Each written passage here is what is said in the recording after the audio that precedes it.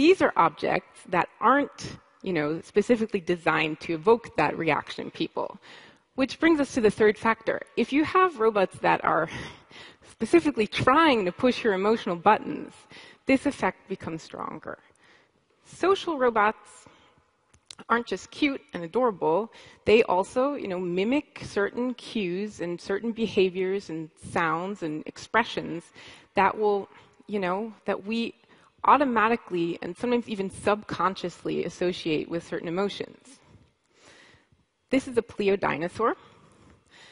It's a robotic toy that hit the market in about 2006, which means it's already outdated technology, but still it's pretty sophisticated. And it's affordable, and it'll react when you touch it, and it'll behave very unpredictably, which really, really lends itself to projection onto it. And and it will like get upset, like if you hold it up by the tail, get upset because it can recognize where it is in space. And so I was at a conference in Geneva called LIFT a few months ago, and the co-organizer of the conference, Hannes Gassot, and I decided, because I was there to speak about something else, but we decided spontaneously to do this workshop. And we got 4 Pleos, and we had participants kind of play with them and interact with them for about an hour. And then at the end of the workshop, we asked them to torture and kill them. And so we were kind of astonished too, because I had been expecting some pushback or at least some discussion, but we were surprised at how hard it turned out for all of the participants to even strike the thing.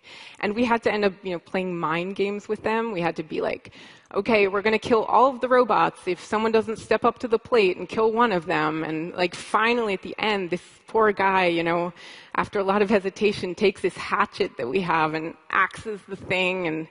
And you can see here on the right, like the room was silent for a few seconds. and afterwards we had this great discussion about, what's the difference? Like, why is it so hard to act this thing as opposed to just a simple toaster?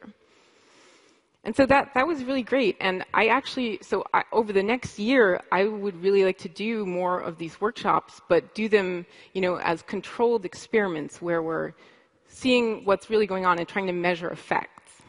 And I'm not the only person interested in this. So just a few weeks ago, 3 German researchers made public that they'd done this study where they showed participants videos of Pleos being tortured and Pleos being treated nicely, and they contrasted that with videos of humans, and they measured people's emotional reactions and found that people have a lot of empathy towards Pleos.